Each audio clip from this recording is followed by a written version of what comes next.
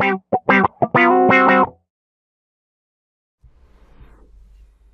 there, Eric here, and looking into our series on digital literacy, I'd like to talk about the future of work and what our digital society is turning into. What does our increased lives in digital form mean for us and our careers moving forward in the future? So I had to go find one of these. I almost didn't have one, but most of you should know what this is. Some of you maybe have never used one if you're um, a teenager or younger. But this is a CD-ROM. This is how we used to get program software into your PC um, around the time the internet was getting started. Um, we don't use this anymore. This is actually a physical thing, right? You put data and ones and zeros onto this little device and send it out. But we don't do that anymore because of the internet and how interconnected our devices are in the mobile era. When we want software on our PC, we simply connect to the internet and download it in data. We don't need anything physical anymore, right?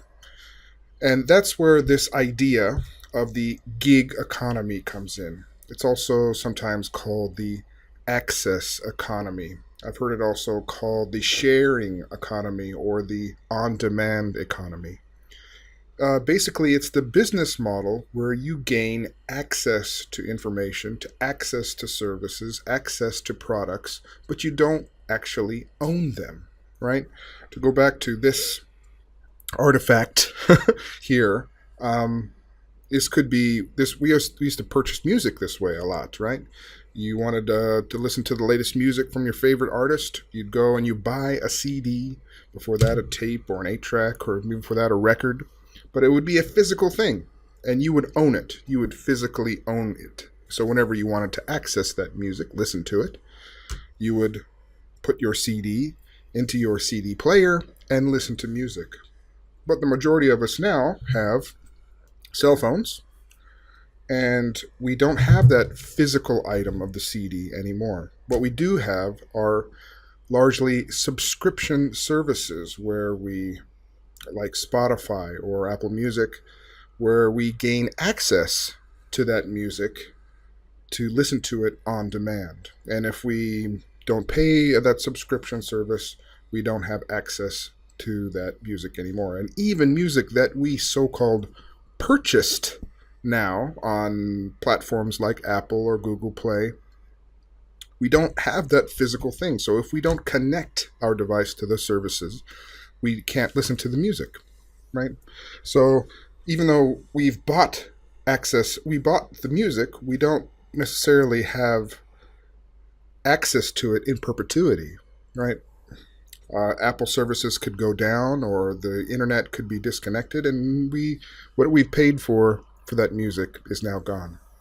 And this is coming not just music, but in all things internet, right? We have seen things like Uber, where we're sharing cars, Airbnb, where we're sharing our rooms. This is disrupting tourism, education, um, retail in big ways. So just to get started thinking about where this is taking us, I thought it would be a good exercise to pull 5 quotes from people who seem to be recognized as thought leaders in this concept, this idea. And most of them are tech giants, CEOs or founders of companies that are driving this new gig economy, this access economy, and what they think, how they see the future moving forward. The first one is Nikola Tesla, who lived 100 years ago almost. He pretty much predicted wireless communication. And this quote, I'll read it here. When wireless is perfectly applied, the whole Earth will be converted into a huge brain, which in fact is, all things being particles of a real and rhythmic whole. We shall be able to communicate with one another instantly, irrespective of distance. And this has happened thanks to the internet, right? I can communicate, we can communicate with each other no matter where we are. And these technologies are getting faster and better and more immersive and more empathic as we move to the future. So, your where you work, how you work, who you talk with is no longer dictated by your physical location. So it becomes a little bit harder for a country, a state, or any governing body to be able to regulate regulate who is doing the um, the work behind what's happening in your economy anymore, because you can freely digitally travel from one place to the other, and this is all based on the idea that now we are this one huge digital society. We're all connected, huge brain. And this is going to be important later on in this conversation. Huge scales, networks of scales has become very important in this gig economy, in this shared economy. Because everyone has access to it. So there becomes a point where you reach a network of scale that everyone and anyone wants to be a part of it, right? There's a tipping point involved in a lot of these um, successful companies, large companies in the gig economy. So Nikola Tesla and his insight into the future of communication kind of informed and predicted cell phone communication and the importance of the internet and how it connects to this access economy, this gig economy. So the next quote comes from one of the richest people in the world, one of the biggest companies in the world that is a internet company. And what does he say about the internet? Well, on the internet, companies are scale businesses characterized by high fixed costs and relatively low variable costs. You can be two sizes, you can be big or you can be small. It's very hard to be medium. A lot of medium-sized companies had the financing rug pulled out from under them before they could get big, right? So what Jeff Bezos is saying here, because his company is big and now it's super huge, they have that network of scale, right? If you want to go shopping, you want access to it, you want to be able to get it quickly, they are the huge company that can make that happen for you. And they've gotten so big that if you want to buy anything and everything at all, and more importantly, if you want to sell to the most amount of people, you want to put your products on Amazon, right? And small companies that niche in small products, for example, unicycle, or anything very niche, very constrained to a small group of people, are flourishing on the internet as well. But if you're going to try to compete with the ease and the distribution services and the the be able to get that information to you quickly and have the networks of scale that a company like Amazon um, really benefits from, it's difficult to do. There's a large barrier there. You need huge, huge sums of money to make the infrastructure possible to compete there. So what does that mean, really? So there you can see some consolidation happening, right? You have to be big, super big, to have these networks of scale because you're competing on a global basis, and you need to have the resources and the capital to have these super huge companies, or else you're going to be small, right? In many cases, this is how Jeff Bezos sees this. So we think, as this conversation starts to progress, that if you're going to compete, if you're going to be one of these companies, you need fair and open access to the internet, which a lot of these um, companies are based on, right? This is how we are sharing and crossing borders and working digitally on the internet, and how we're sharing and getting Uber cars to your location, or being able to find an Airbnb that someone is trying to rent out a room. It's all based on the internet. So the concept of net neutrality becomes, I think, quite important. And the next quote is from the CEO of Netflix, which disrupted a lot of this type of consumer behavior very well and very successfully. They were a champion of this idea of net neutrality. Net neutrality being the open and fair use of the internet. All data is considered equal. You cannot, people that own the pipes, the internet services that people need to get information from the internet, they cannot dictate or um, prioritize the data from different sellers, right? So if I own um, the company that you connect to using the internet, I can't say, well, I don't like this company. This company pays me money. You can get access to them, right? Net neutrality tries to make is the idea of making a fair playing field for information on the internet. So, going back to the idea before, if you're going to be big and get these networks of scale, you first need access to the internet. And the idea of net neutrality has started to wane in recent days. Well, in the United States, it's starting to lose out, although we do have new positive laws in Europe and a whole completely different model happening in China. But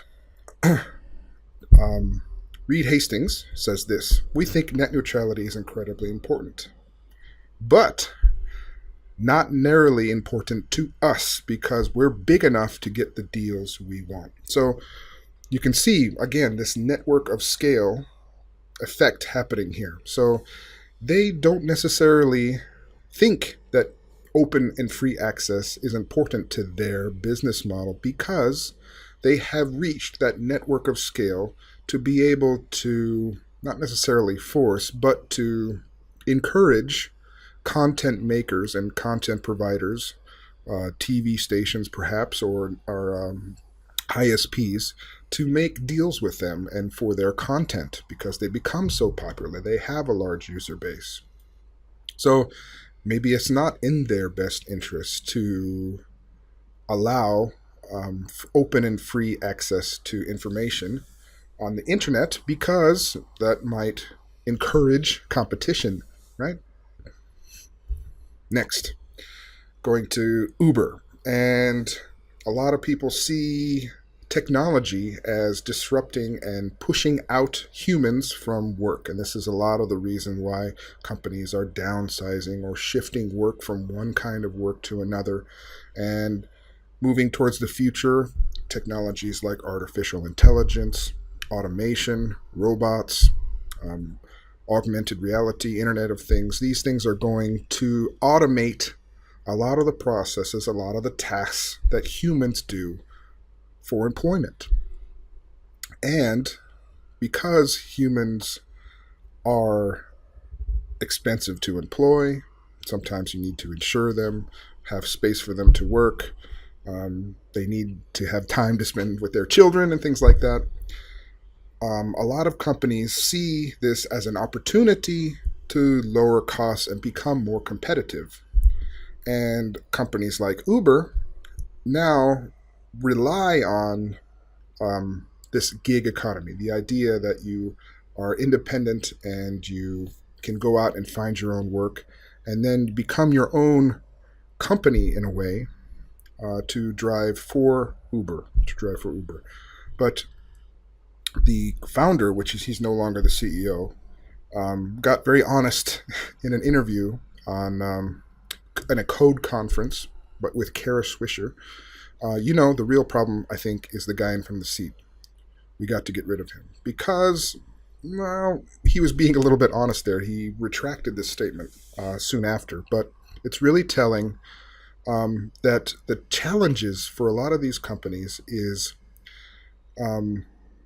getting people to be a good employee and also take the responsibility that they need, because the responsibility of this company in the sharing economy has been lessened, right? In the past, considering Uber, you have taxis and taxi drivers and taxi companies who employ people. They make sure cars are insured. They do the maintenance on the cars. They have unionized workers where the people are in groups fighting for the rights of the drivers and make sure they're treated well and properly. That kind of gets spread out and um, diluted in Uber's model, in which you get paid a higher hourly rate, but you have to then maintain your own car, buy your own gas, make sure that you have your own insurance, and therefore. So some Uber drivers have tried to unionize, tried to collectively bargain for better rates, for safer conditions, for changes in the system that allow them a little more freedom. So, of course, that's harder, makes life harder for the company because they're not used to acting like the taxi company. They're more used to being the tech company, the internet company, and looking for networks of scale. So they're trying to deal with a lot of people, and each individual human people have problems. So, of course, they see one of these artificial intelligence solutions, which is in driverless cars, as a potential way to make things easier and to bring down the bottom line in their companies. And that's what's happening in a lot of times in this gig economy, right? You see the jobs get outsourced, more people trying to do them, and then ultimately a machine comes in and starts automating the process, and then humans are doing it at all. So if you're looking to see in the future what jobs are going to be automated, a good reference, a good thing to look to is to see which jobs are being outsourced to perhaps developing countries or cheaper markets, labor markets, right? Now, the last thing, I'd like to try to end on a positive note, because although I haven't found a lot of evidence that supports that our government officials are thinking about this in any meaningful way, um, there is a U.S. senator who a lot of people think is on the political left-leaning side, but she has been very vocal and very active in talking about the future of work and the economy. And she has just recently introduced um, a piece of legislature, piece of law that will help, well, in her mind, help to um, kind of relieve some of the effects on the labor markets and people, working class people, as we move towards this shared economy, this gig economy. And this quote is: "The gig economy didn't invent any of these problems. In fact, the gig economy has become a stopgap for some workers who can't make ends meet in a weak labor market. The much touted virtues of flexibility, independence, and creativity offered by gig work might be true for some workers under some conditions, but for many, the gig economy is simply the next step in a losing effort to build some economic security in a world where all the benefits are floating to the top 10%. So I think this is very insightful thought, right? What to do about it is very debatable. But you can see that, as we looked at this before, networks of scale become very important, right? A company like Amazon becomes so big, they can now dictate terms on which people want to sell products and services on their platform have to abide by.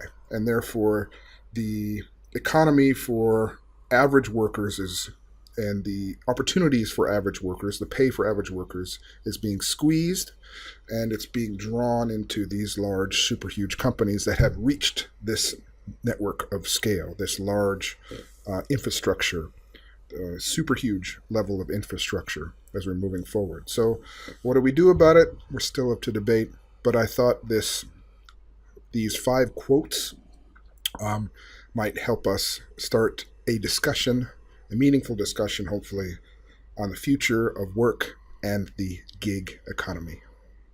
Again, my name's Eric. Thanks for listening. We'll see you next time.